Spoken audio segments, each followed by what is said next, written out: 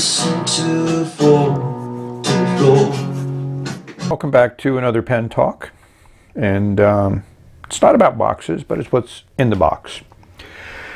I watch a lot of pen videos on YouTube from my fellow pen videoers, you know, Mr. Brown, and I also follow Matt Armstrong at the Pen Habit. I've met him at the Washington, D.C. show, sent him some pens. So when I saw his review on the J&J Wood Designs handmade pens, I decided I'd look up on eBay, my favorite place to buy things, and see if I could find one. And lo and behold, I did. I got it at an excellent price, and I'm pleased with how it's made. So let's take a look at this. It's a Duofold yellow. That's the description. This is just a basic generic box. You know, another generic box. I mean, it functions, it serves what it's supposed to do. And inside is the pen. It's a yellow pen. It's a good size pen. It is made extremely well. I totally concur with Mr. Armstrong's view of the pen that he has.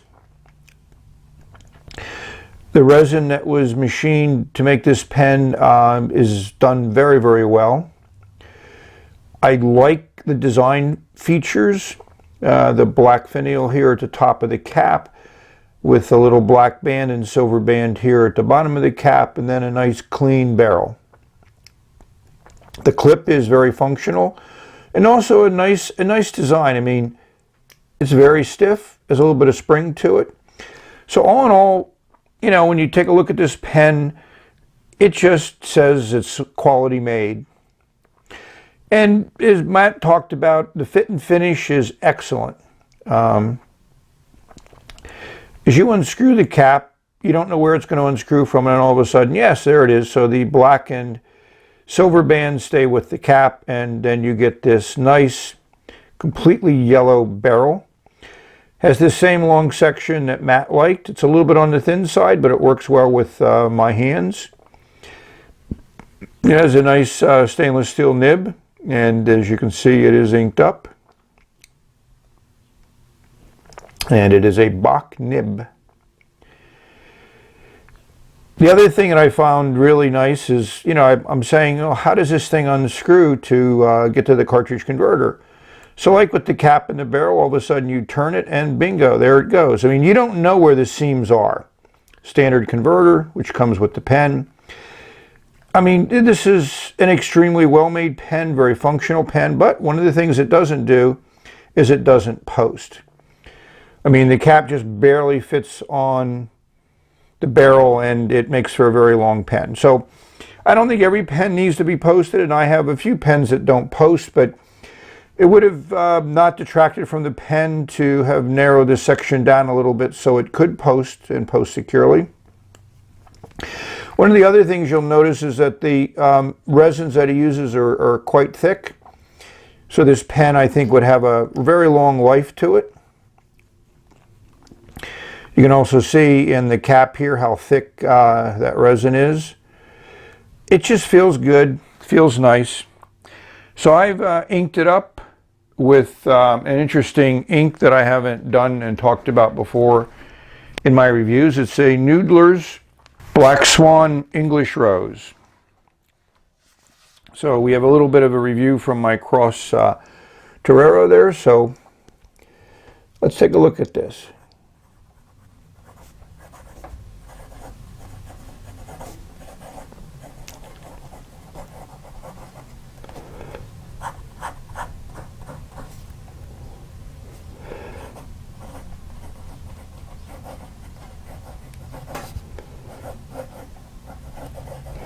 I've had this pen inked up for a while. It always writes first time every time. I mean, the Bach feed and nib work exactly how you'd want them to work. One of the things that I did notice, which I have to comment about, is I wrote a few pages with this pen, and I found that it just wasn't as comfortable. This section is a little bit small for me. And that's something to keep in mind. But as Matt said, you know, you can talk to the designers and you can get them to make whatever pen you want. It may not be at the same price I paid for this pre-made pen from eBay, but it is something that you can do if you'd like a bigger section. So I'm going to give you some measurements and take you through some of the other details of the pen. See, scales and our calipers. So I'm going to guess 28 grams. Whoa, 25. I've actually guessed on the high side. Those of you that have seen the other video where I missed the pen by half its weight, hopefully you'll find that amusing. I thought it was a little bit heavier than 25. The cap is very light at a little bit over 9 grams. So that to me is a classic weight for a pen. Do the overall length of the pen. There's a little bit of a cone at the top and bottom, so it's a good sized pen. 5.5 inches or almost 140 millimeters.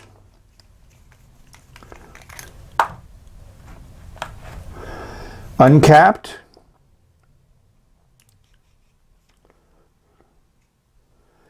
It's about 129 millimeters or a little bit over 5 inches. So it's a good sized pen.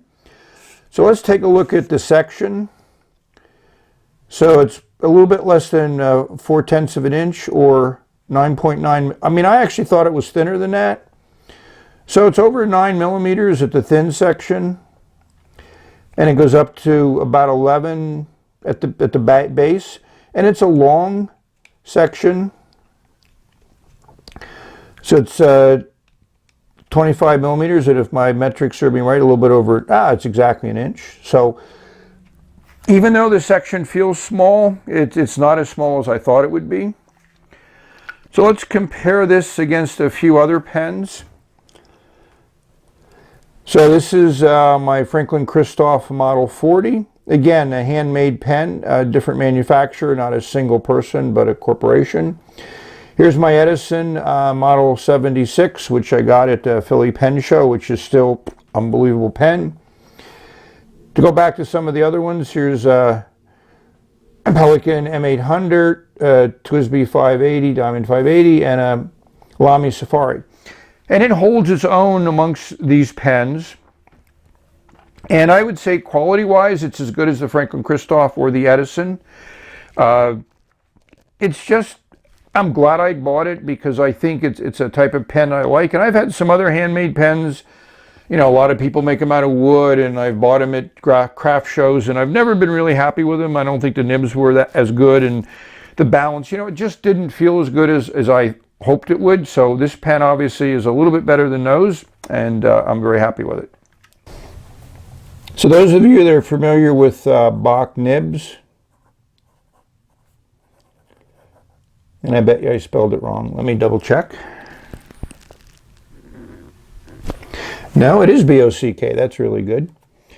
So it's a very smooth nib. It doesn't require any pressure to write and to lay down some ink.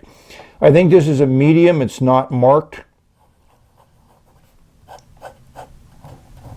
You can just squeeze out a little bit, but it's not something this nib is designed to do or work with. So hopefully you like this little review of a handmade pen, and if you find something of interest on eBay or get a hold of J&J Wood Designs, I'll put some links as Mr. Armstrong did, so you can explore handmade pens and hopefully get something that you like.